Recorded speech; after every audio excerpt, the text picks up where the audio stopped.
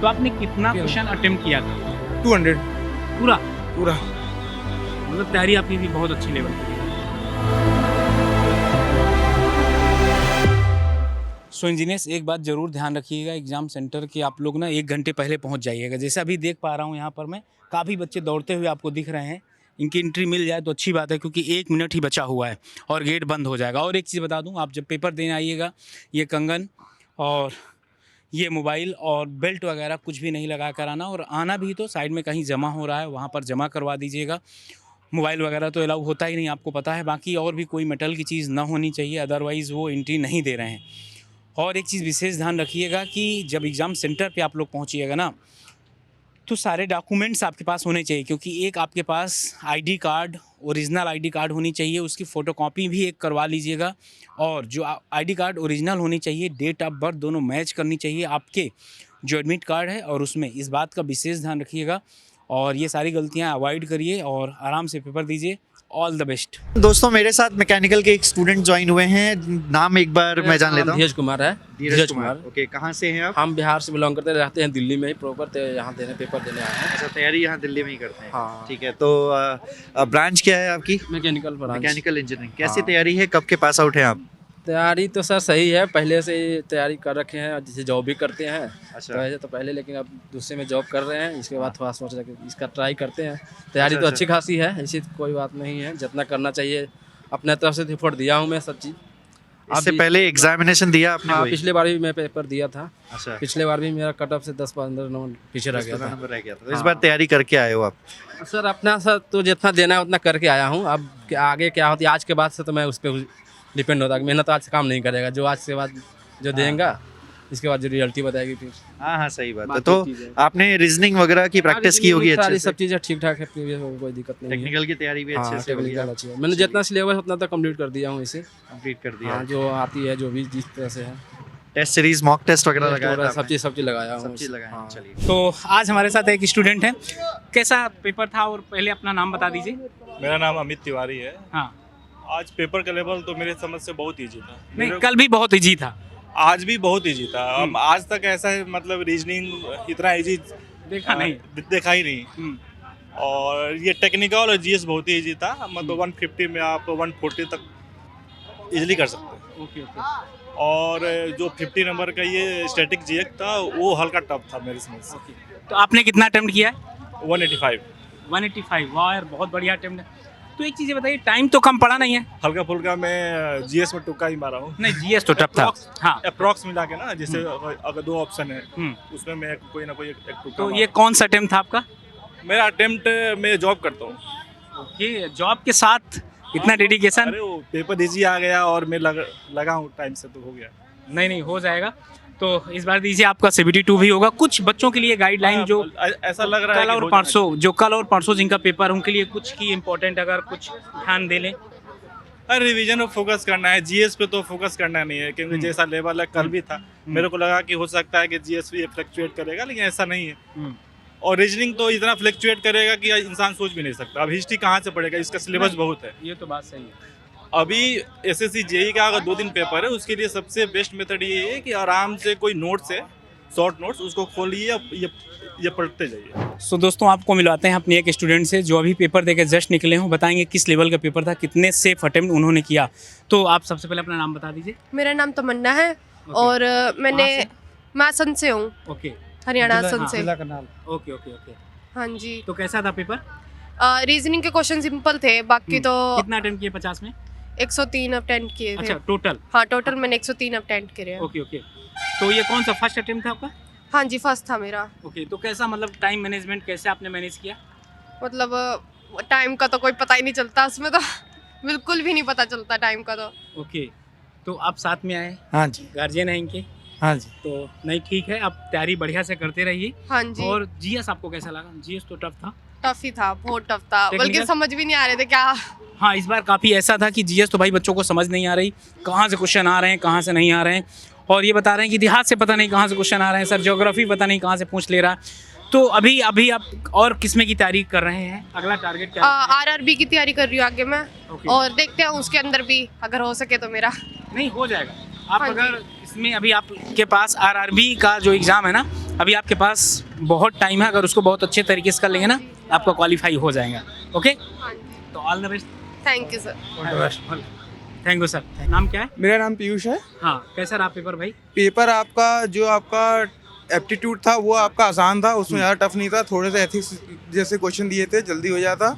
आपका जो जीएस था, जीएस के क्वेश्चन थोड़े वाइड थे, पॉलिटी क्वेश्चन काफ़ी अंदर से पूछे गए थे पॉलिटी के अंदर, और सिविल तो आसान था, सिविल में ज़्यादा टफ नहीं था, कैलकुलेशन काफ़ी कम थे, मतलब 5 या 10 क्वेश्चन आए होंगे आपके कैलकुलेशन बेस्ड, बाकी सारे आपके थ्योरी बेस्ड थे, और जो आए थे वो भी डायरेक्टली आपका वैल्यू पुट करना था फॉर्मूला में और आंसर निकाल देना था, कुछ अलग से नहीं करना था। तो कौन से सब्जेक्ट का सबसे ज़्यादा वेटेज था? सब्जेक्ट का हाँ, आपका देखिए ओसीएफ ओसी सबसे ज़्यादा वेटेज तो बीएमसी मोरल, बीएमसी तो ज़्यादा नहीं दिखा, बीएमसी हाँ। तो नाम मात्र ही दिखा था उसके अंदर। हाँ, ये था कि स्टेटमेंट बेस्ड क्वेश्चन 5-10 ज़्यादा आया था, जो कि पहले मेंस में आता था, प्री में डालने लग गए ये लोग, ओके। पहले नहीं आता था, अब आने लग गया है। अब कम से कम 5 से लेके 10 क्वेश्चन होंगे जिसके अंदर आपका असर्शन रीजन आया था, आपका ओके ओके। प्रॉपर स्टेटमेंट दिया था, उसको आपको बताना था पढ़ के, कॉन्सेप्ट बेस्ड कॉन्सेप्ट के साथ करना था। और आपका वेटेज अगर देखा जाए तो वेटेज मोरलेस ट्रांसपोर्टेशन बहुत कम, ये सब मतलब मोरलेस बहुत कम ही आया था, सब में से कवर कर लिया था। हाँ, स्ट्रक्चर सोम नहीं दिखा, सोम के एक ही क्वेश्चन दिखे थे, 1 या 2 क्वेश्चन सोम के दिखे थे, और स्ट्रक्चर के भी 1-2 सिंपल क्वेश्चन थे थ्योरी बेस्ड ही आपका, और सोम का सिंगल न्यूमेरिकल आया था बस हो गया। बस मॉडल इलास्टिसिटी तो निकालने के लिए आया था एक। अच्छा, तो आपने कितना क्वेश्चन अटेम्प्ट किया था? 200 पूरा? पूरा। मतलब तैयारी आपकी भी बहुत अच्छी लेवल की रही होगी, तो सब में फिर टाइम तो बचा ना होगा? आधा घंटा बचा था टाइम, तो बच गया था। आधा घंटा बचा था मेरा, तो आधा घंटा फिर आराम से रिवीजन किए। जीएस टफ था ना, तो जीएस में थोड़ा कटेगा, जीएस थोड़ा मैंने हाँ, रिस्क लिया है, हाँ। जीएस में रिस्क लिया है मैंने। ओके। बाकी तो उसमें तो 50-100% है, सिविल में 80-90 सही हो जाने चाहिए, अरे 80-90 तो। बधाई हो यार, मिलते हैं CBT2 में। चलिए, ऑल द बेस्ट भाई। Thank you. सबसे पहले नाम क्या है ये बताइए? मेरा नाम ज्ञानेंद्र हुआ ज्ञानेंद्र। और हम 2020 के पास आउट हैं। अच्छा, 2020 से पास आउट। हाँ, तो इस हम बार हाँ कब से तैयारी कर रहे हो आप? बस इससे ही हो रहा है तैयारी। इसी मतलब हाँ। तभी से तैयारी कर रहे हो? हाँ। अच्छा, तो इस बार मतलब क्या हो confidence जाएगा। कैसा है? अच्छा हो जाएगा। हाँ। चलो, पेपर का रिव्यू आपको मिल गया होगा कि कैसा आ रहा है? हाँ, वो पिछले 1 साल का करंट अफेयर आ रहा है। हाँ, करंट अफेयर से 1 साल का लग हाँ। रहा है। चलो, ठीक है, ग्रेट। और मैकेनिकल की तैयारी कैसी है आपकी? सही है। सही है। आप पिंकी मैम थैंक यू। आप पिंकी मैम पिंकी बहुत मैम का थैंक यू, हाँ। पिंकी मैम को थैंक यू बोल रहे हैं। ओके, और जनरल साइंस, जनरल अवेयरनेस वगैरह सब हाँ, प्रॉपर? वैसे सर है। जनरल अवेयरनेस का थोड़ा सा ये है कि अभी टफ आ रहा है, लेकिन कॉन्फिडेंट होकर जाइए, कर लेंगे आप। चलिए। और अच्छे क्वेश्चन अटेम्प्ट करके आना है बस, हाँ, ठीक है? एक्यूरेसी का ध्यान रखना है आपको। अच्छा, ठीक है। All the best. Okay, thank you. दोस्तों, मैं सेंटर पर आया था जहाँ पर हमारे काफ़ी स्टूडेंट मिल रहे हैं, और उसी क्रम में एक और 2 हमारे और स्टूडेंट मिले हैं। इनसे जानेंगे पेपर का लेवल कैसा था, किस तरीके के क्वेश्चन पूछे जा रहे थे। तो फर्स्ट ऑफ ऑल आपका नाम क्या है? सर, मेरा नाम आरिफ अहमद कैफ है, हाँ।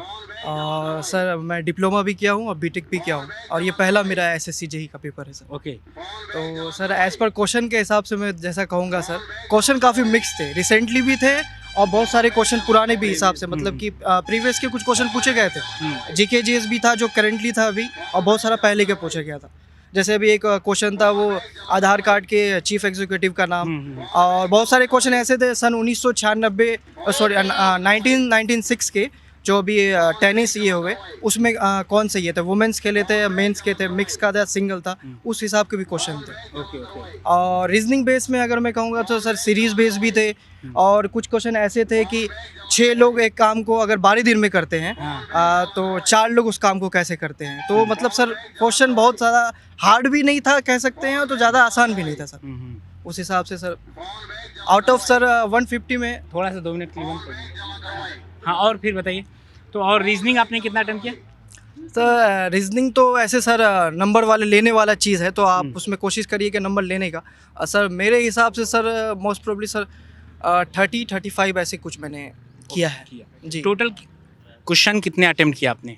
सर टोटल तो सर 135 प्लस किया है सर। ओके क्योंकि नेगेटिव मार्किंग है सर, इसी वजह से मैं थोड़ा सही सोच समझ के आगे नहीं, चलना बहुत बढ़िया आपने किया, जितना आपको सही लगा उतने ही आपने क्वेश्चन अटेम्प्ट किया। तो हमारे साथ एक और स्टूडेंट है, तो आपका कैसा पेपर था और कैसा रहा, मतलब सर, feedback क्या देना चाहेंगे? फीडबैक मेरा यही है, जो नंबरिंग जो क्वेश्चन थे टेक्स्ट सीरीज वाले जो आए थे वो ज़्यादा मुझे काफ़ी अच्छा लगा करने में भी, उसको सॉल्व बहुत जल्दी, मतलब मैंने जब देखा ना उसमें 3 पार्ट में डिवाइड करा गया था उसको, ए और बी सी, तो मैंने सोचा चलो 20 मैं इसमें से कर लेता हूँ, बाकी पहले मैं इसको कवर कर लेता हूँ, फिर बी करा, फिर मैंने सी करा। ऑलमोस्ट मेरे 125 अबव है जो मेरे को मैं पढ़ कर आया हूँ, जो मैं करके आया हूँ उसको। ओके, नहीं बहुत बहुत धन्यवाद आपने। तो बच्चों काफ़ी फीडबैक आप देख रहे होंगे, बच्चे बता रहे हैं कि कौन से इंपॉर्टेंट टॉपिक हैं, आप उसको ध्यान दे लीजिएगा। क्या गाइडलाइन रहेगी आपके तरफ से जो आने वाले शिफ्ट हैं? सर गाइडलाइन तो यही रहेगा कि जीके जीएस तो ऐसा चीज़ है जो समंदर है, तो गहराई आप नाप नहीं पाएंगे। जो रीजनिंग पे ज़्यादा ध्यान दीजिए, क्योंकि रीजनिंग सर जो आप लोग कराते हैं खास करके, तो मैंने देखा है कि वो सब चीज़ें आती है मोस्ट ऑफ क्वेश्चन। तो हाँ, अच्छा, तो मैराथन जो मेट्रो में ये पढ़ के आया था, वो भी 5-6 क्वेश्चन वो भी फंसे हैं सर। टेक्निकल्स? Reasoning के। अच्छा जो ओके मैं देखा था, मैंने चलो देख लेता हूँ सर की एक और बार, तो मैं वो भी 5-6 क्वेश्चन तो एग्जिट वही करके आया हूँ मैं। ओके, और टेक्निकल? टेक्निकल तो सर आप पे भी डिपेंड करता है कि आप कैसे उसको मतलब ये करते हैं। डेली बेसिस पे अपना एक वो बनाइए और उसको बस तैयारी कीजिए sir. Okay thank you thank thank you भाई, थैंक यू। तो फर्स्ट ऑफ ऑल कॉन्ग्रेचुलेसन यार, कैसा रहा पेपर आपका? बहुत अच्छा रहा सर पेपर। नाम तो आपका क्या है? मोहम्मद आजाद मेरा नाम है सर। Okay. मैं पलवल से बिलोंग करता हूँ। ओके वो जो पेपर था बहुत अच्छा था, शिफ्ट भी अच्छा था, जो क्वेश्चन थे सब अच्छे थे, आसान थे। लेकिन जो सर थोड़ा मैथमेटिक्स होता है ना, उसमें थोड़ा प्रॉब्लम होता है। ओके लेकिन कोई प्रॉब्लम नहीं हुआ, अच्छा पेपर हुआ। 170 तकरीबन मैंने क्वेश्चन किया है। ओके, जीएस में अपने टफ था कि इजी था? नहीं इजी था सर, इतना अच्छा Okay. टफ भी नहीं था, जितना पढ़ाई करोगे उतना तो इजी बनेगा ना। नहीं, ये बात तो सही है। हाँ। टेक्निकल आपने कितना अटेम्प्ट किया? सर मैंने 170 अटेम्प्ट किया सर। कुछ ऐसे क्वेश्चन जो आपको याद हो? सर तकरीबन उसमें तो इतना कंफर्म नहीं है। अच्छा हाँ, सर। ओके, तो आप साथ में मुझे ज़्यादातर सर उसमें जो मिला था ना, उसमें जो रीजनिंग का था। अच्छा, तो आप एग्ज़ाम दिलवाने आए हैं अंकल, तो आप एक चीज़ बताइए कि जब एग्ज़ाम दिलवाने आते हैं तो एक आपके ऊपर भी प्रेशर रहता है? बिल्कुल रहता है जी। 4 से 5 दिन पहले से प्रेशर होना शुरू हो जाता है। उसके बाद जैसे जैसे एग्ज़ाम नज़दीक आता हुआ है उसी तरीके से प्रेशर बढ़ना शुरू हो जाता है।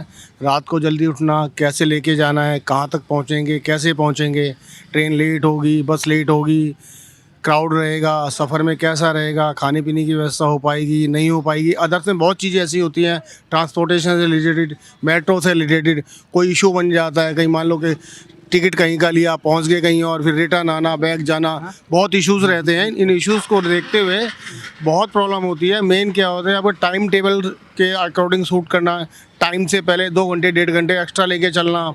कई बार ऐसा होता है कि कुछ बच्चे आज भी रह गए हैं, 22 से 25 बजे बता रहे हैं एग्ज़ाम के लिए मॉर्निंग में रहेंगे। तो हमें तो शुरू से इस ट्रेनिंग इस टाइप्स की मिली हुई है कि कहीं एग्जामिनेशन हो, ऑलरेडी आप 3 से 4 घंटे का एडिशनल टारगेट बना के चले।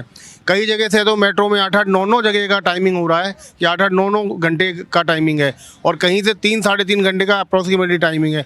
आप मानो मेट्रो से प्लेटफॉर्म पे जाना है, टिकट लेना है या कार्ड भी है तो आपको नीचे उतरना है, वहाँ से सर्व करना पड़ेगा भाई जो आपका आज वॉकिंग जैसे सर जैसे बच्चे कुछ बता रहे थे सुबह टाइम जब बच्चे लेट हुए थे, तो बच्चे बता रहे थे कि जैसे बच्चों का एक सहारा होता मेट्रो दिल्ली में, मेट्रो तुरंत पहुंच जाएंगे, लेकिन आज वो मेट्रो 10 बार रुकी है, कम से कम 5-5 मिनट। बिल्कुल, इस वजह से करीब 5 से 6 बच्चों को तो ऐसे पेपर छूट गया। उसका मैं आइडिया बताता हूँ। जो लोगों ने 52 से जाकर 51 और 147 के आने की कोशिश करी, उनको टारगेट आधा पौन घंटा लगता है। और अगर 52 से अगर वो लोग रेगुलर 155 आते हैं तो मान लो 1 घंटा लगता है, क्योंकि नए बच्चे, नई लोकेशन है, नहीं होता एग्जैक्ट। ऑटो वालों को भी एग्जैक्ट नहीं पता होता, जो प्रॉपर तरीके से आ रहे हैं उनको मालूम है, क्योंकि ये सेंटर भी नया बताते हैं। अब इसको ओपनिंग हुए 2-2.5 महीने हुए बता रहे हैं, और एग्जाम भी हो 1-2 बारी पहले से पहले हुआ है। रीजन ये नया है, नया एरिया है। उससे पहले जहाँ भी एग्जाम हुए तो मैंने भी काफ़ी बच्चों को एग्जाम दिलवाए। आज भी अपनी भाईन जी को एग्जाम दिलवाने आया हूँ, वो रांची से आई हुई हैं और वो LNT के अंदर है यहाँ पर पानीपत में। उनको मैंने रात को बोला बेटे रात को 5-5:30 बजे निकलना पड़ा।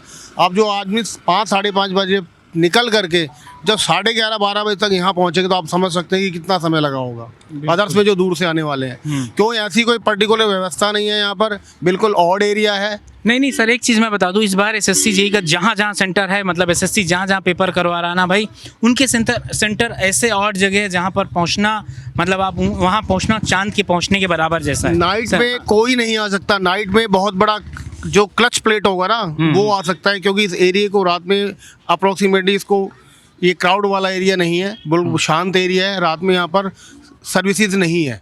रैपिडो के अलावा भाई जो कोई आता है जो लोकल होगा वो तो लेके आ सकता है, अदर्स वाला बाहर स्टेट वाला नहीं आ सकता।